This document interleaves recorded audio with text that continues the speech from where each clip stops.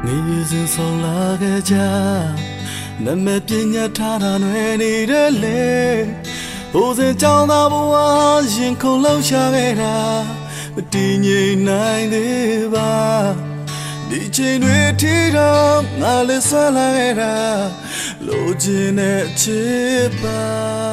တတိယနေပေးသေးတယ်ပေါ့နော်ညီမကိုအခုချိန်လေးမမေ့သေးဘူးဒီတချင်းလေးရဆိုတော့ကြာပြီဟိုနောက်9နှစ်6နှစ်လောက်လည်းရှိပြီဆိုတော့ဒါပေမဲ့အခုချိန်ထိဒီတချင်းလေးကိုသူတို့ရှင်ထဲမှာရှိနေသေးတယ်ဟိုနွယ်နီဆိုတဲ့ကောင်မလေးတယောက်ဖြစ်သူတို့အတိမတ်ပြုနေပေးသေးတယ်ဆိုတာကိုတွေ့ရတော့တကယ်ဝမ်းသာမိပါတယ်ဟုတ်ဟုတ်ကဲ့ပါဒါဒီ Facebook မှာဆိုလို့ရှိရင်ပေါ့နော်ဒါအဲ့တော့ကနွေနီဟို MTV လေးမှာရိုက်ထားတာဆိုရင်ဒါအမအကြောင်းလူလေးပေါ့အဲအကြောင်းလူလေးကနေတော့မြို့တာ family ဖြစ်တော့ပုံမျိုးလေသူတို့ဒါရှင်ပြီးတော့လေအဲ့လိုလေးဟုတ်တယ်အဲ့ဒါလေးကိုလည်းတော့ပြောပြပါဦးအဲ့လေးကတော့ဟိုဘယ်လိုပြောမလဲကျန်ဟိုပထမဟိုအဲ့ပုံလေးတက်လာတော့ဒီ troller page ဆိုတော့ဟီဟာလာမသိဘူး troller page ကစတက်တယ် troller page ကကြည့်လိုက်တော့နာမည်ကြည့်တဲ့ကဟိုပေါက်တော့မယ်ဆိုတော့သိတယ်သူတို့ထိုးလိုက်တဲ့ဟာတွေပေါက်တာများတာရှေ့မှာလည်းကြီးဖက်တို့ကအစားပေါ့ဒီဆိုင်ဆိုတစ်နေ့လုံးပေါက်မယ်ဒါအဲ့လိုမျိုးပေါ့နော်အဲ့လိုသူအားတော့ဒုက္ခပါပဲလို့ပေါက်တော့မယ်ပေါ့ဒါပေမဲ့အဲ့လိုပေါက်တော့မယ်ဆိုပြန်တော့လေကိုက comment တွေမကြည့်ရဘူး comment တွေကြောက်လဲကောင်းလေးတွေကအဲ့လိုစတာတွေဟိုဖြစ်တာညားတာကိုစတာတွေနောက်တာတွေအဲ့လိုညားတော့ကြည့်တော့ကြည့်ဖြစ်တယ်ရည်နေရတာပေါ့တချို့ကြတော့ခုနပြောသလိုဟိုကလေးကို9နှစ်လောက်ထင်ပြီးတော့မင်းကြီးကဘိုက်ကြီးနဲ့များအဲ့လို PC ကိုရိုက်ခဲ့ရလားငါတို့ကိုကျင်းထဲတာပေါ့အဲ့လိုမျိုးပေါ့အဲ့လိုမျိုးဟာတာကြီးဖြစ်ကုန်တာသူတို့ကလေးလေးလိုပဲထင်ထားတာလေအကလေးလေးဆိုလုံးငယ်9နှစ်ကလည်းတချင်းပေါ့နော်ကလေးကလည်းဒီလိုအရွယ်ဖြစ်နေတယ်ဆိုဟာအိုက်တုံးနေရပဲပိုက်ကြီးနေရလားဆိုတကယ်ကလေးက2နှစ်ခွဲပဲရှိသေးအောင်ရားထဲမှာလည်းနွယ်နေပြီးတော့လည်းအနုပညာလှူရှားမှုတွေအများကြီးလုပ်လိုက်သေးတယ်ပြီးတော့မှအိမ်အောင်ကြာဒါမဲ့သူလုပ်တဲ့လူညာလှူရှားမှုကနွယ်နေကိုမကြော်နိုင်ဘူးသူကသူမကြော်နိုင်ဘူး心里嘛不老送你，结果啥的来见你没呢？哪里没没呀个，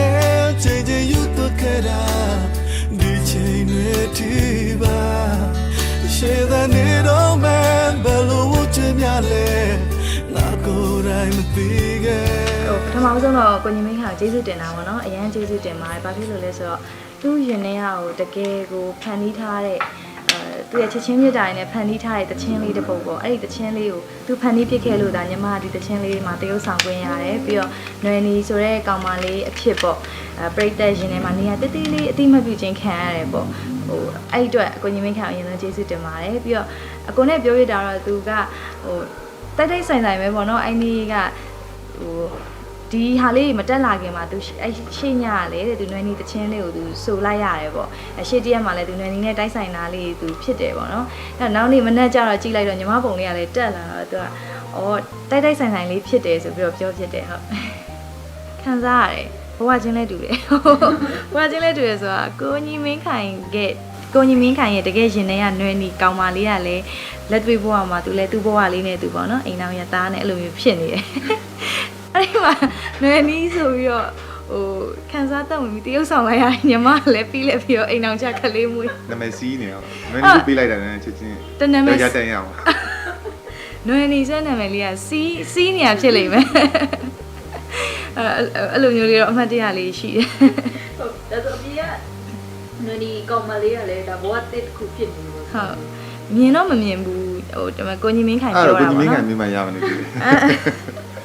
ဟိုညီမကတော့မမြင်ဘူးသူလည်းဟိုသူလည်းခလေးဘွားငယ်ငယ်တုန်းကနေပြီးတော့ဆွဲလန်းခဲ့ရတဲ့ကောင်မလေးပေါ့ဟုတ်ကဲ့对着的那你也问嘛，都不等我看啥呀？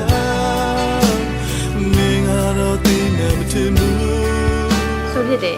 ဆိုတာအဲ့လိုဆိုရတဲ့ပွဲတိုင်းပဲဆိုဖြစ်တယ်ဟိုရောက်လို့ရှင်အခုတကြံတော်မှပဲတကြံတော့မှတချင်းဆိုတော့မှကိုကတော့အမျိုးတွေဆိုတာပေါ့နော်ဒါပေမဲ့အဲ့မှာအောက်ကပြိတ္တကလည်းနွေနီဆိုပေးပါပြီးတော့စင်ပေါ်မှာရှိတဲ့အကိုတွေကလည်းတစ်ခေါက်လောက်တော့ဆိုပေးပါဆိုတော့အဲ့တော့နွေနီတချင်းလေးကိုဆိုလိုက်ရတယ်တရက်တောင်မဟုတ်ဘူးနော်နောက်ဆုံးရက်ပွဲတိုင်းလို့ဆိုရပွဲတိုင်းလို့ဆိုရတယ်လေတကြံလဲဆိုနွေနီမဆိုတော့မရဘူးနွေနီမဆိုလို့မရဘူးနွေနီဆိုလိုက်မှလည်းအောက်ကတိပါအော်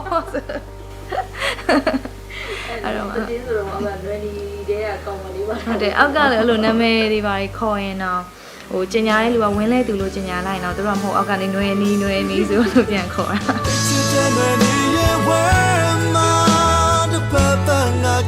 ာ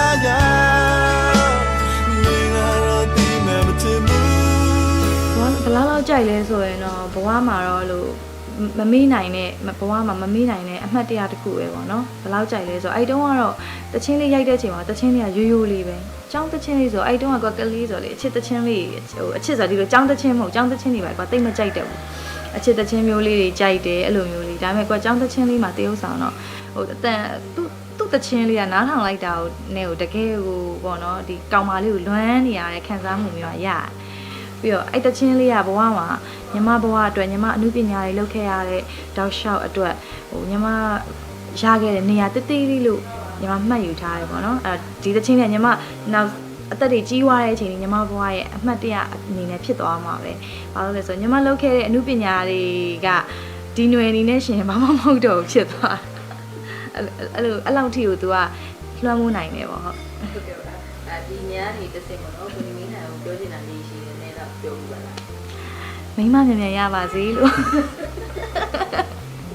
လူပြိုကြီးဘဝမြန်မြန်ကျွတ်ပါစေလို့ဘာလို့လဲဆိုကိုက သိတယ်မလို့လောက်သေးဘူး ကိုကကလေးတွေနဲ့ကိုကအသက်လည်းအများကြီးငယ်တယ်လေအကိုထက်အသက်လည်းအများကြီးငယ်တဲ့အချိန်မှာကိုကအခုချိန်မှာသူ့ထက်ပိုပြီးရင့်ကျက်နေရတယ်သူ့ထက်ကလေးမေလည်းဖြစ်နေပြီစီနီယာလည်းကြာနေပြီဆိုတော့တစ်ခါလေကြာရင် तू ကဘောနော်သူ့ရဲ့အကောင့်လေးမှာတဲခွဲတဲ့ state လေးတင်အဲ့လေးတင်လို့ရှင်အော်ခုထိသူလွမ်းနေရတော့ဆွေးနေရတော့အဲ့တော့မြန်မြန်လဲအဲ့ဒီအထီးကျန်တဲ့ဘဝကနေမြန်မြန်လဲကျွတ်စေခြင်းပါပြီလို့ပြီးတော့ဒီထက်လဲຫນွယ်နီမမကဘူးပေါ့နော်ဒီထက်ຫນွယ်နီထက်ပိုပြီးတော့အောင်မြင်တဲ့တခြင်းမျိုးတွေလည်းအများကြီးဖန်တီးနိုင်ပါစေလို့အခုပြောချင်တယ်ဟုတ် အများရစီဝင်ငါနေ